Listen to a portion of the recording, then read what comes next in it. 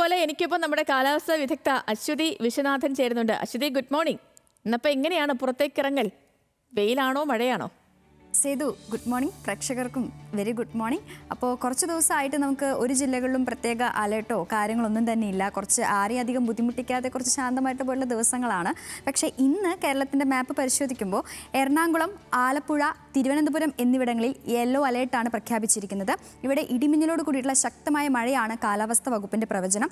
മണിക്കൂറിൽ 30 മുതൽ 40 കിലോമീറ്റർ വരെ വേഗതയിൽ ശക്തമായ കാറ്റിനും സാധ്യതയുണ്ട്.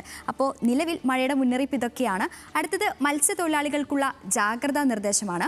കേരള, കർണാടക, ലക്ഷദ്വീപ് തീരങ്ങളിൽ ഇന്ന് മത്സ്യബന്ധനത്തിന് തടസ്സമില്ലെന്ന് കേന്ദ്ര കാലാവസ്ഥാ വകുപ്പിന്റെ മുന്നറിയിപ്പുണ്ട്.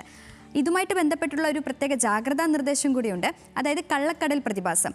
ഈ കള്ളക്കടൽ പ്രതിഭാസത്തിന്റെ ഭാഗമായി കേരള തീരത്ത് ഇന്ന് ഉയർന്ന തിരമാലകൾ കാരണം കടലാക്രമണത്തിന് സാധ്യതയുണ്ട്. അപ്പോൾ ഈ ഒരു കടലാക്രമണത്തിന് സാധ്യതയുള്ളതിനാൽ മത്സ്യത്തൊഴിലാളികളും തീരദേശവാസികളും ജാഗ്രത പാലിക്കുക. ഈ ബീച്ചിലേക്കുള്ള യാത്രകളും ഈ കടലിൽ ഇറങ്ങിയുള്ള വിനോദങ്ങളും ഈ ഒരു സമയത്ത് പൂർണ്ണമായും ഒഴിവാക്കുകയാണെങ്കിൽ വളരെ നല്ലതാണ്. അപ്പോൾ ഇങ്ങനെയൊക്കെയാണ് മഴയും മുന്നറിയിപ്പുകളൊക്കെ.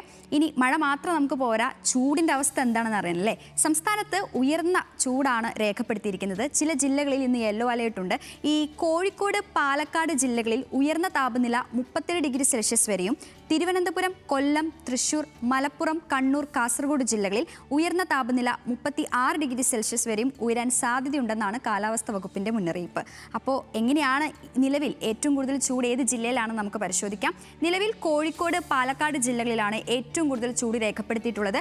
കോഴിക്കോട് 37 ഡിഗ്രി സെൽഷ്യസും പാലക്കാട് 36 ഡിഗ്രി സെൽഷ്യസ് ആണ് ഉയർന്ന താപനില. അടുത്തതായി തിരുവനന്തപുരം, എറണാകുളം, കണ്ണൂർ ഈ 3 ജില്ലകളിലാണ് രണ്ടാമതായി ഉയർന്ന താപനില രേഖപ്പെടുത്തിയിട്ടുള്ളത്.